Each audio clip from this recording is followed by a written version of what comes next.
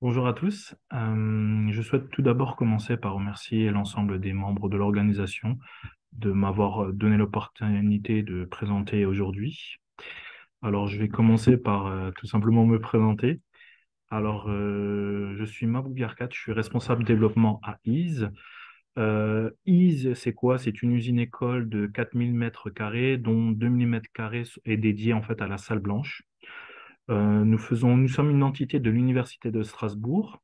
On a une configuration relativement unique en Europe, dans le sens où nous accueillons trois types de production. Bioproduction, donc on a une partie upstream, downstream, avec différentes technologies à usage unique et inox, où on peut accompagner nos différents clients sur la montée en échelle de quelques microlitres jusqu'à 200 litres sur les deux technologies.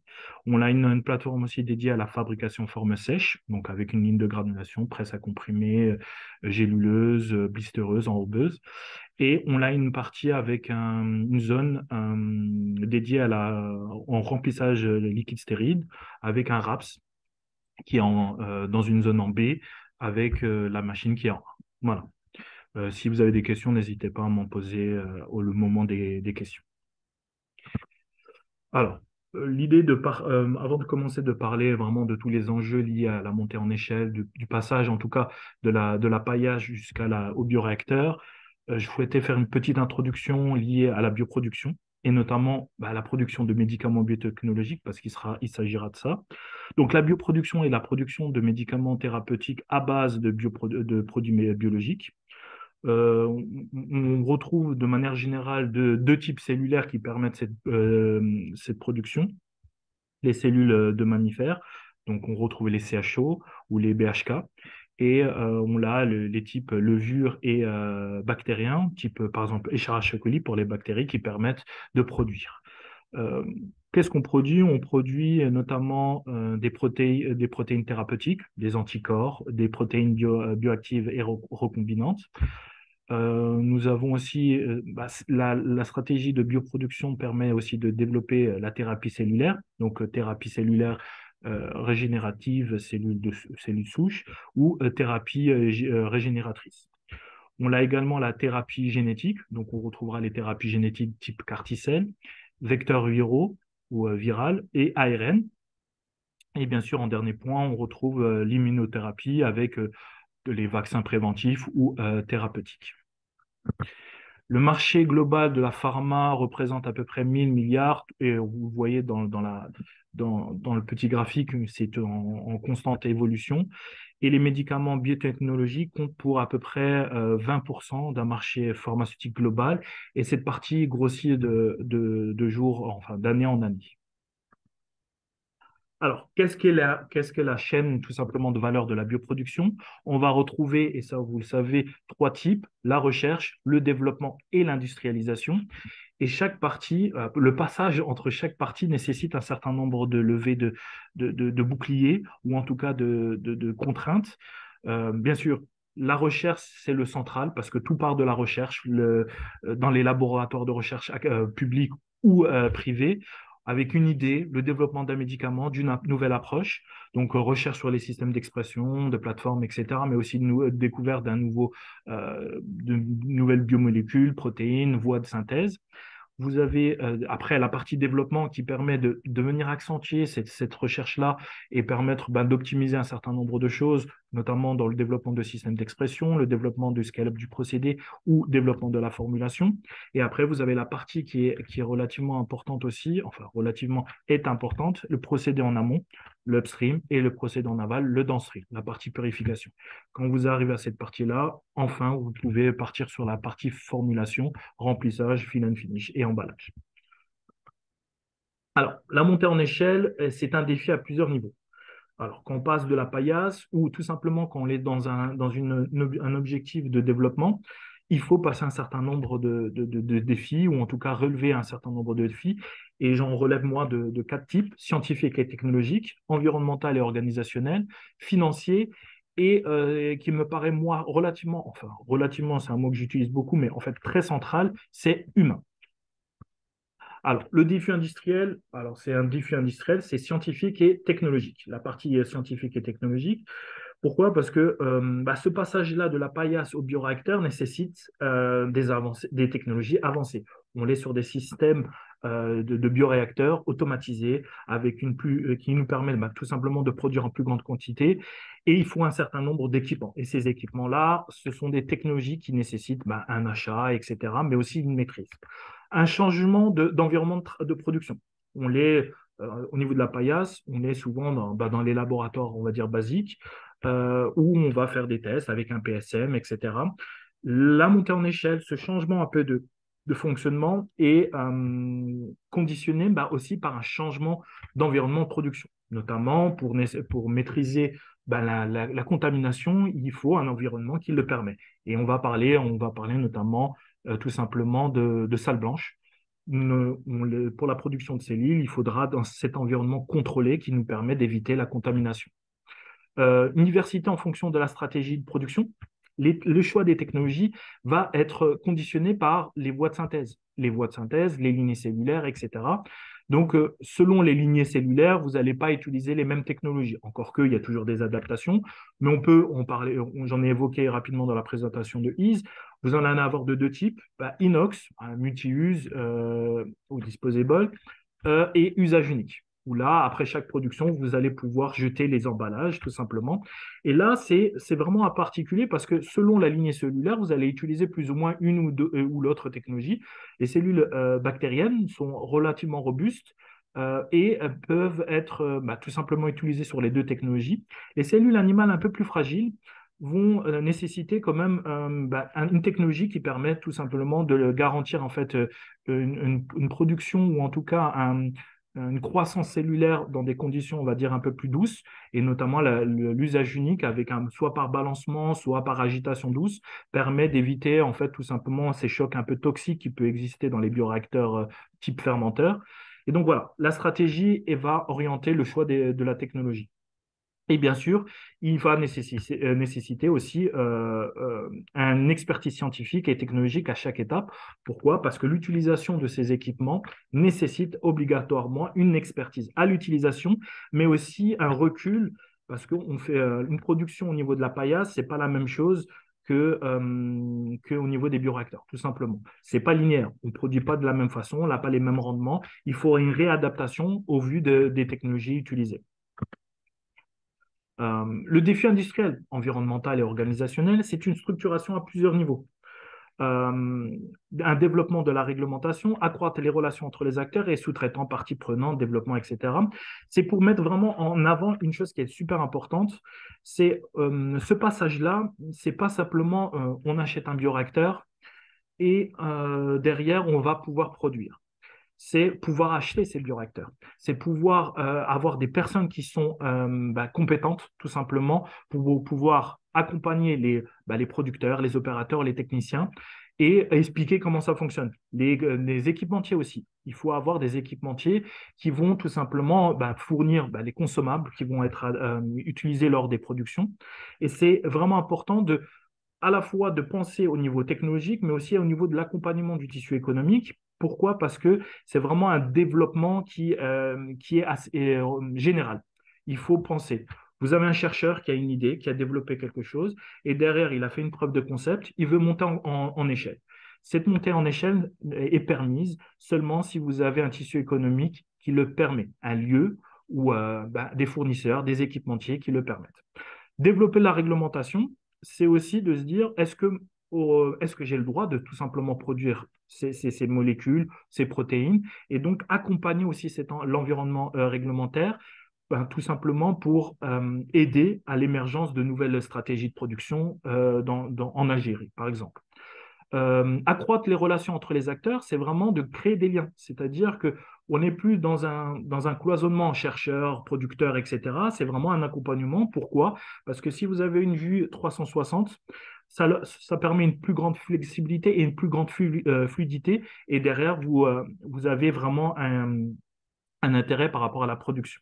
Sous-traitant partie prenante du développement, bien sûr, parce que c'est eux qui vont apporter un certain nombre d'expertises, notamment par rapport aux équipements, mais à la métrologie, à l'environnement, etc. Et donc, c'est vraiment un accompagnement général et donc 360.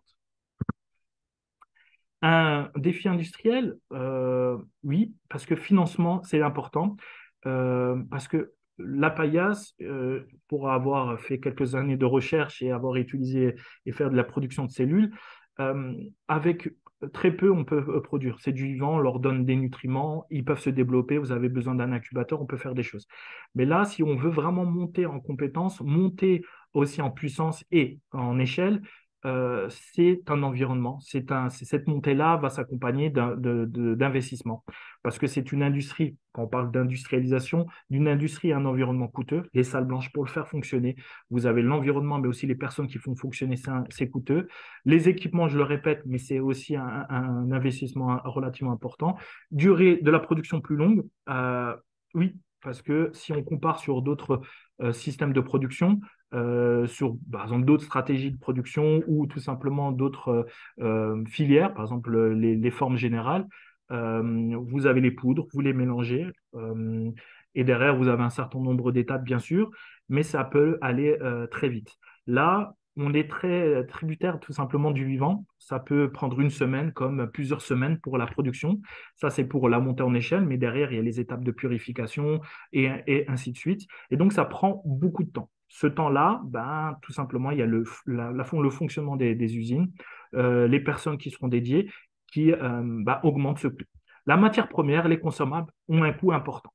Pourquoi? Parce que vous recevez les consommables, les poches déjà stériles, donc il y a quand même une partie très importante au niveau de la qualité, et tout ça a un coût. Un accompagnement financier pour tous les acteurs du tissu économique, pour l'aide à l'émergence de nouvelles technologies, cette montée en échelle, enfin ce passage de la paillasse au bioréacteur doit être accompagné de manière générale par le privé, par le public, peu importe, mais ça ne se fait pas comme ça. Donc voilà, il y a vraiment une partie financière qui est importante pour ce développement tout simplement.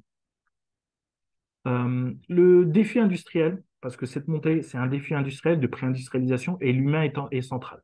Le recrutement, parce que un chercheur pourra se faire, tout simplement, pourra monter en compétences et ainsi de suite, mais derrière, sur ces échelles-là, sur une montée, une pré-industrialisation, vous devez nécessairement avoir des personnes compétentes et il faut le recrutement. Le recrutement est vraiment important. L'attractivité pardon, des domaines de la biotechnologie, c'est aussi ça, rendre ces domaines attractifs parce que potentiellement, si vous avez des filières d'excellence en Algérie, pétrochimie, etc., vont attirer un certain nombre de profils. Là, vous avez le domaine de la biotechnologie et ça va passer bien sûr par une communication, par plusieurs attractivités, que ce soit financière, etc., mais aussi l'idée de développer une nouvelle forme de production en Algérie. Formation de secteur multidisciplinaire, pardon, c'est important parce que on forme de tout à tous les niveaux. Il faut former tout. Les académiciens, les professionnels qui veulent bah, tout simplement aller dans cette orientation-là. On peut être, peu importe l'origine, on peut être à la base de fabrication forme sèche, etc. Vous pouvez commencer à aider aux opérateurs à faire ce virage-là. Nous, on le fait, on l'a déjà fait et ça fonctionne.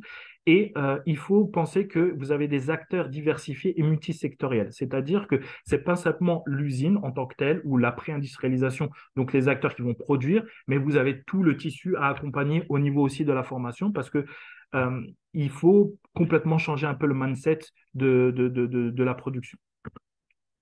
La bioproduction, un nouveau monde, la formation à tous les niveaux, ça c'est super important. Réorganisation en interne des industries. Si souvent ce qu'on peut entendre, c'est soit vous avez des recherches qui sont issues du public ou du privé, ils sont récupérées par le privé ou pas. Et il faut repenser un peu en interne, c'est-à-dire il faut repenser un peu les choses tout simplement pour accompagner ce virage, parce que c'est complètement un changement bah, de logiciel. J'emploie ce terme-là parce que c'est vraiment une autre approche. Vous êtes un chercheur, vous avez l'habitude de travailler à une certaine échelle. Le changement d'échelle, ben, c'est un changement de logiciel. C'est une approche différente. Il y a une approche qualité qui est différente. Donc, il faut vraiment travailler. Euh, Soutien à la chaîne d'approvisionnement, par exemple les produits consommables. Bien sûr, il faut accompagner aussi ces entreprises en formant leurs collaborateurs parce que vous avez bien sûr les opérateurs, le cœur de métier, la salle blanche, les équipements, la bioproduction. Mais derrière, si vous n'avez pas l'ensemble des acteurs qui connaissent ou en tout cas sont familiarisés avec cet environnement de travail, vous aurez des soucis au niveau du suivi et du maintien, par exemple, des salles blanches. Voilà pour un exemple. Et l'émergence d'un réseau d'excellence, il faut pouvoir compter sur des acteurs du tissu économique qui maîtrisent leur sujet et qui peuvent vous accompagner à différentes étapes. Vous avez plusieurs niveaux. Le milieu académique, il faut le former tout simplement à cette montée en échelle parce qu'il peut être précurseur et accompagner à leur tour le tissu économique et bien sûr l'industriel. À l'échelle de l'industrie, parce qu'on là on passe quand même dans un autre niveau, vous avez un changement de paradigme de production. Souvent, on a eu, nous, des exemples, c'est des entreprises qui avaient l'habitude de faire du quantitatif, et là, ils doivent penser à faire du qualitatif. Et ça, c'est vraiment important parce qu'il y a toute cette partie qualité, maîtrise de la contamination, qu'il faut tout simplement aider. Il faut aider ces entreprises, il faut aider ces startups à faire ce changement-là. L'évolution technologique, on n'utilise pas les mêmes technologies, on n'utilise pas, donc il faut vraiment aider et accompagner le tissu. Accompagnement des personnes, bien sûr, par la formation. Donc, ça passe par la formation professionnelle pour les opérateurs et les techniciens, mais aussi l'appréhension de l'environnement, le bio-nettoyage. Ça, ce sont des exemples. Alors, quand on parle de formation du tissu économique, c'est vraiment mise en place d'un réseau de sous-traitants qualifiés et formés aux problématiques de la production. Il y a aussi cet aspect réglementaire, différentes normes plus restrictives. S'ils ont l'habitude de travailler, par exemple, avec un secteur d'activité, le secteur de la pharma et notamment de la bioproduction nécessite peut-être des ajustements, mais aussi une appréhension et une compréhension du niveau réglementaire. On a, nous, des exemples, on a formé des commerciaux et des équipementiers. Ce sont des personnes, des commerciaux qui ont l'habitude de vendre, ils ont des lignes à vendre, mais là, le discours doit être, ils doivent comprendre leurs clients. Et donc, ils doivent utiliser le bon vocabulaire et derrière avoir un vrai recul pour pouvoir tout simplement répondre aux besoins du client. Et bien sûr, il faut former tous les acteurs qui vont aller sur le traitement d'air, de la qualification des équipements, sur ces notions de vocabulaire, mais aussi au niveau des machines. L'académique, central. Il faut pouvoir absolument former et pouvoir faire émerger des nouveaux profils. Donc, formation à tous les niveaux, du CAP au doctorat. Alors, en France, on parle de CAP, mais voilà, les voies professionnelles, c'est super important de pouvoir, à chaque niveau, de former des opérateurs, des techniciens, etc., des futurs opérateurs, des futurs techniciens, futurs ingénieurs, futurs pharmaciens. Une formation avec une partie pratique importante. Ce sont des domaines qui nécessitent vraiment une partie pratique pour appréhender le retour haptique. Le retour pédagogique est vraiment important. Quand vous rentrez en salle blanche, vous avez besoin de revêtir un certain nombre de tenues et ainsi de suite. Donc, il est nécessaire de pouvoir pratiquer. Exemple de formation d'étudiants sur les profils d'ingénieurs. Par exemple, on a un exemple, on les a formés, on a formé un certain nombre d'étudiants aux enjeux du bio-nettoyage, des jeunes de bioproduction. L'idée, c'est de dire, de donner en fait une plus-value à ces étudiants, ces étudiants pardon, qui derrière seront à des postes de responsabilité, vont diriger des équipes. Donc, on leur a permis d'appréhender, de comprendre les enjeux, les contraintes aussi de travail en salle blanche. Et donc, c'est vraiment de les accompagner au B.A.B.A., qu'est-ce qu'une salle blanche, mais aussi au process. Et ça, c'est important. Là, on voit l'illustration en bas à droite. Monter une échelle, faire une montée en échelle, mais ça part de la préparation, de la stérilisation, de l'inoculation, mais aussi le suivi des paramètres et bien sûr la récolte, etc. Mais l'idée, c'est aussi de travailler sur les chercheurs. Les chercheurs ont un rôle important à jouer parce qu'il faut absolument les accompagner. Donc, la formation des chercheurs aux enjeux réglementaires et pré-industriels permettra derrière, en fait, avec tout simplement un jeu de domino, tout simplement. Si vous formez ces personnes-là qui sont précurseurs, qui vont apporter des idées, vous allez pouvoir derrière faire l'émergence, permettre l'émergence de nouvelles voies de stratégie et faciliter cette montée en échelle. Vous formez les chercheurs à ces enjeux réglementaires, aussi cette montée en échelle, vous facilitez aussi les échanges que vous pouvez avoir avec les industriels.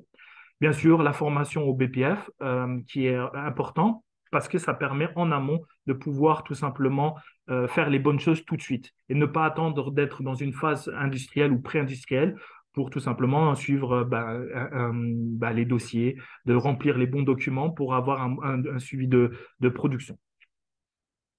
Donc, en conclusion, tout simplement, c'est cette montée en échelle, ce passage de la paillasse au bioréacteur nécessite de relever plusieurs défis et à plusieurs échelles. L'humain reste central à plusieurs égards et il faut bien sûr former l'ensemble des acteurs du tissu économique. Donc voilà, je vous remercie en tout cas de votre attention et n'hésitez pas à me poser des questions si vous en avez dans la session. Donc voilà, merci.